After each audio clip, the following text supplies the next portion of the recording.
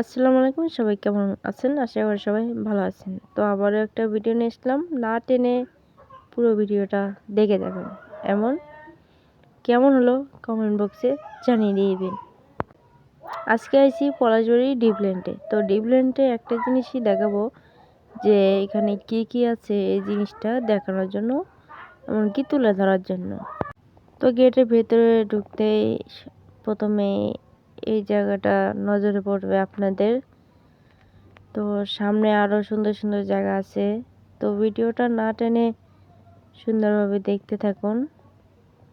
আরও সুন্দর সুন্দর জায়গা, এমনকি আরও ভালো ভালো জিনিস দেখতে পারবেন। চাইলেই আপনার ফ্যামিলি নিয়ে এখানে ঘুরতে আসতে পারবেন। টিউবল্যান্ডটা ছোট হলেও পরিবেশটা অনেক সুন্দর আছে। আমার জানা মতন এই জায়গায় অনেক সুন্দর আছে। এখানে ছোট বাচ্চার দোলনা খাওয়ার মতনও সিস্টেম আছে। তো ভিডিওটা দেখতে থাকুন কি হয়। যখন আমার বেশি মন খারাপ হয় তখন আমি এই জায়গায় আসি, একে বসে সময় কাটাই।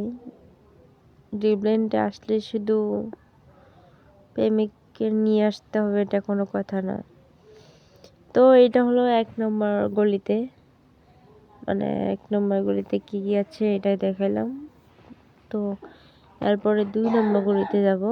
তো এখানে আপনারা চাইলেও খাইতে পারবেন, সব কিছুই আছে। তো এটা 2 নম্বর গলিতে। তো 2 নম্বর গলিতে কি কি আছে এইটা আমি ঘুরে দেখাতে চাই। তো দেখতে থাকুন।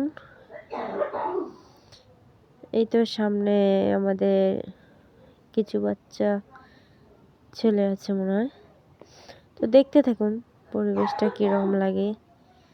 তো এখানে আপুরা আছে, ছোট বাচ্চারা আছে, অনেক সুন্দর সুন্দর ফুল গাছগুলোও আছে, বসানোর জায়গাও আছে নিরিবিলি একটা। মানে এই জায়গা কাপড়রা আসলে ভালো হবে তাদের জন্য।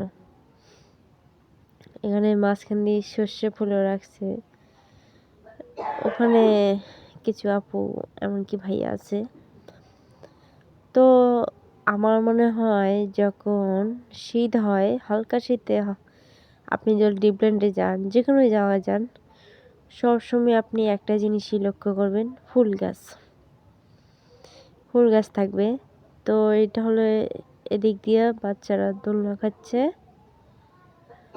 আর এদিক দিয়েও বসার সিস্টেম আছে। মানে সুন্দর, কোনো দিক দিয়েই কম না। তো সামনে এটা পুকুর। তো এই পুকুরতে গোসল করা হয় না, সম্পূর্ণ জানি এখানে গোসল করা হয় না।